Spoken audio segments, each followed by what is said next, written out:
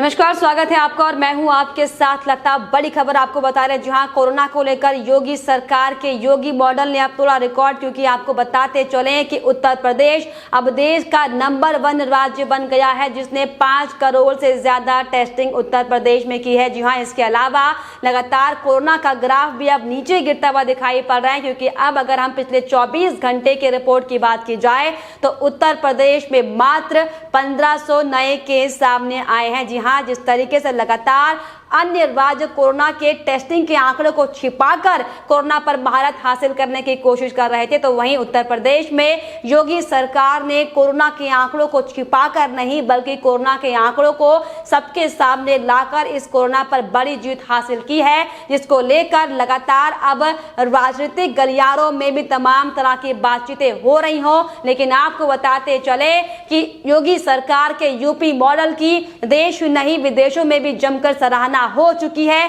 क्योंकि WHO से लेकर नीति आयोग से लेकर इसके अलावा बॉम्बे हाई कोर्ट भी योगी सरकार के इस यूपी मॉडल की तारीफ कर चुका है। जिस तरीके से योगी सरकार ने TTT पर फोकस करते हुए जो काम किया, इसका नतीजा ये रहा कि अब प्रदेश नंबर 1 पर आ चुका है। हालांकि लगातार जिस तरीके से प्रदेश में कोरोना के नाम पर तमाम तरह की राजनीति की जाती, इसका असर हमने देखा था, लेकिन अब आपको बताते चले कि सबके सामने योगी सरकार के अथक प्रयासों का नतीजा सबके सामने आ चुका है, क्योंकि एक बार फिर से उत्तर प्रदेश सर्वश्रेष्ठ राज्य बन चुका है। जी हां, अब तक आपको बताते चले कि राज्य में पिछले 24 घंटे में मात्र 1500 केस सामने आए हैं, और वहीं अगर हम रिकवरी की बात करें तो 97% के आसपास रिकवरी रेट लगातार उत्तर प्रदेश का हो चुका है। और इसके अलावा लगातार वैक्सीन देने में भी उत्तर प्रदेश सर्वश्रेष्ठ राज्य की कगार पर पहुंच चुका है। जहां जिस तरीके से लगातार हम ये तमाम खबरें देख रहे थे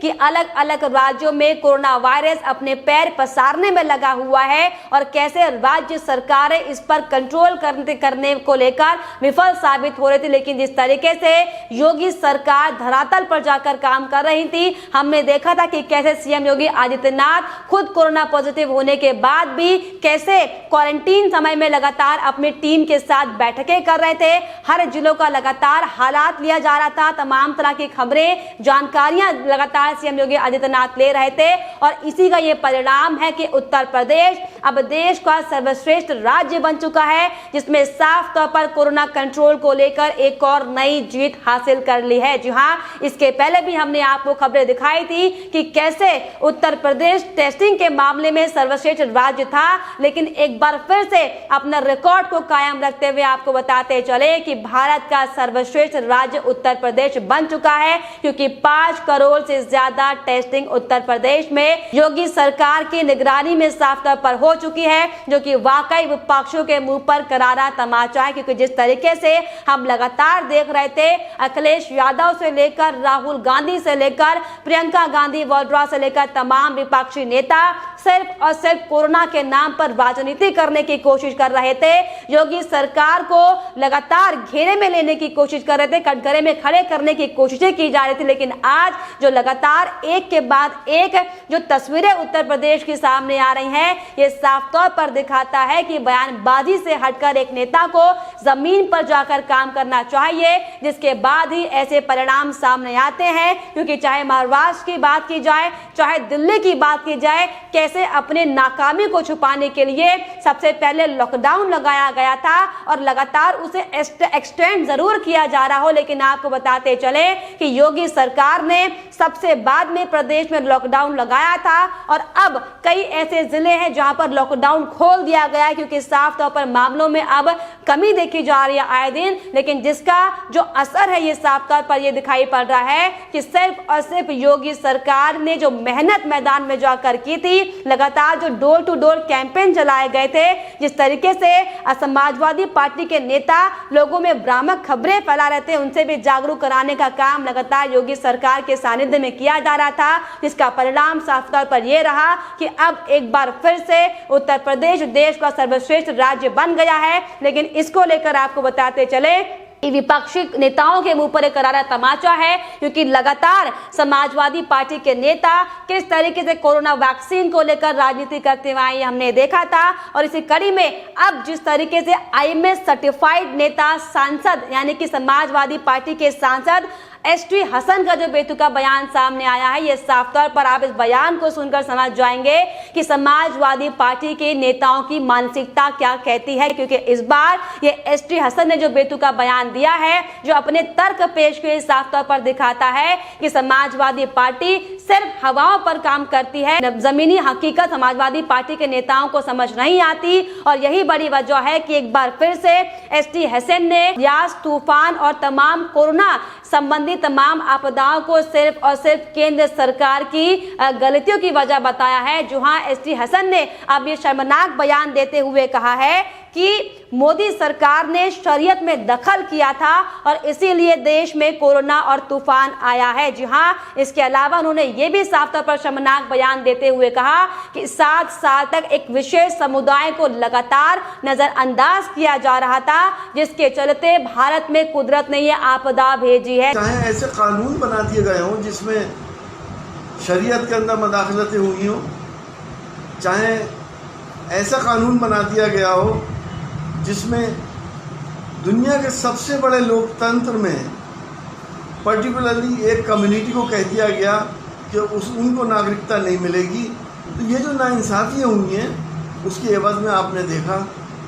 कि हमारे देश के अंदर आसमानी आफतें कितनी आ रही हैं। देखिए किस तरीके से तर्कहीन बातें समाजवादी पार्टी के नेता करते हैं, क्योंकि इसके पहले भी हमने देखा था कि कैसे सपा के एमएलसी नेता आशुतोष सिन्हा ये कहते हुए दिखाई पड़े थे कोरोना वैक्सीन लगाने से नपुंसक होने का खतरा है। तो दरअसल ये समाजवादी पार्टी के नेताओं की मानसिकता है जो साइंस पर विश्वास नहीं करती, जो सिर्फ और सिर्फ हवाई बातें करती हैं और हवाई बातों पर ही भरोसा करते हैं। और इसकी वानगी एक बार फिर से सबके सामने आई है, क्योंकि सोशल मीडिया में आपको बताते चले सपा सांसद एसटी हसन को लगातार ट्रोल किया जा रहा है, लगातार उनके बयानों की निंदा की जा रही है। साथ ही साथ आपको ये भी बताते चले कि एसटी हसन ने जो शर्मनाक बयान दिया है, अपने बयानबाजी में उन्होंने साफ तौर पर यह कहा है कि मोदी सरकार ने सिर्फ और सिर्फ डिस्क्रिमिनेशन किया है, फिर चाहे मामला नौकरी का हो, फिर चाहे मामला धर्म का हो। इसके अलावा ये भी कहा गया कि पर्टिकुलर एक समुदाय को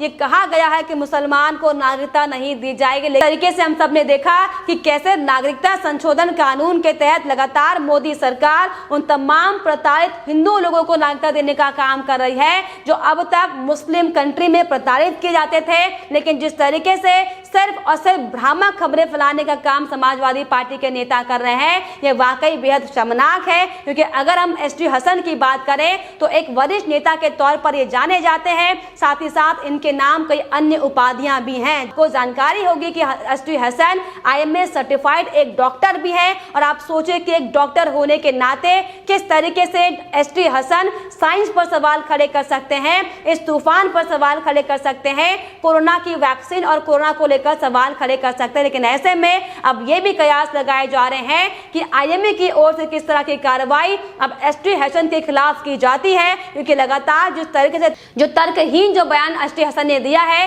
ये वाकई में साफ तौर पर बेहद ज्यादा निंदनीय है। और ये दिखाता है कि कैसे समाजवादी पार्टी के नेता का मकसद सिर्फ और सिर्फ मोदी सरकार की छवि को धूमिल करना है। मुद्दा चाहे कोई भी हो, चाहे कोई प्राकृतिक आपदा ही क्यों ना हो, उसे भी मोदी सरकार की गलती बतानी है, सिर्फ और सिर्फ मोदी सरकार की यानी कि केंद्र की उपज बतानी है। तो साफ तौर पर जिस तरीके से इससे पहले भी हम लगातार कोरोना के नाम पर ये देखते हुए आए थे कि कैसे अखिलेश यादव ये कहते दिखाई पड़े थे कि बीजेपी के वैक्सीन वो नहीं लगाएंगे, क्योंकि जो वैक्सीन है वो बीजेपी ने बनाई है, डॉक्टर ने नहीं बनाई है। जी हाँ, जिस तरीके से सवाल लगातार समाजवादी पार्टी के नेता खड़े कर रहे थे। और इसी कड़ी में आशुतोष सिन्हा भी ये कहते हुए दिखाई पड़े थे कि अगर अखिलेश यादव जी ये कह रहे हैं तो इसमें सच्चाई होगी और ऐसा हो सकता है कि ये वैक्सीन लगाने से नपुंसक हो जाए और इसीलिए इस वैक्सीन को हम नहीं लगाएंगे। और लगातार इसी नारे को पुरजोर दम दिया गया था, लगातार लोगों को भी भ्रामक खबरें दिखाई जा रही थी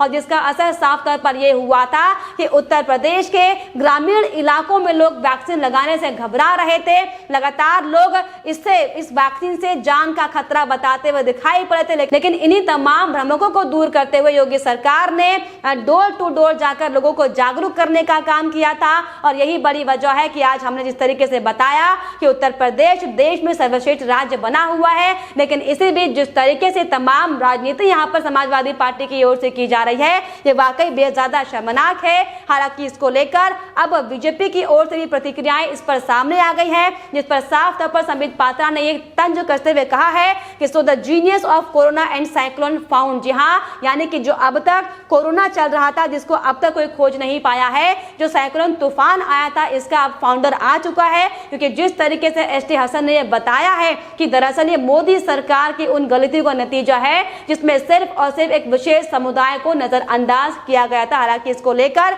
कलाकार गजेंद्र चौहान का भी ट्वीट सामने आया, ने साफ तौर पर इसकी निंदा करते हुए ट्वीट किया और ये लिखा है कि इतिहास गवाह है कि जिसकी बराबरी नहीं की जा सकती उसकी बदनामी अब शुरू की जा रही है। इसके अलावा उन्होंने एक और ट्वीट करते हुए लिखा कि हमारा विरोध तो होता ही रहेगा, पर 2022 में हम योगी जी को वोट देंगे और 2024 में मोदी जी को वोट देंगे। जी हाँ, दरअसल ये जो पूरी राजनीति कांग्रेस पार्टी के नेता और समाजवादी पार्टी के नेता कर रहे हैं, आपको ज्ञात होगा कि 2022 में उत्तर प्रदेश में विधानसभा चुनाव है, जिसको लेकर एक बार फिर से समाजवादी पार्टी के नेता तुष्टीकरण करने का काम कर रहे हैं। लेकिन जिस तरीके से धरातल पर जो तस्वीरें सामने आ रही हैं, ये साफ तौर पर दिखाता है कि सिर्फ और सिर्फ हवाओं में बयानबाजी करने से बेहतर अगर आप मैदान में जाकर काम करेंगे तो देश की जनता, प्रदेश की जनता आपको प्यार भी करेगी और आपको सिर्फ और सिर्फ वोट बैंक के लिए इस तरह की तुष्टीकरण की राजनीति नहीं करनी पड़ेगी। और फिलहाल इसको लेकर आपकी क्या राय है, हमें कमेंट बॉक्स में जरूर लिखेगा। साथ ही साथ हमारे चैनल को सब्सक्राइब करना भी ना भूलें।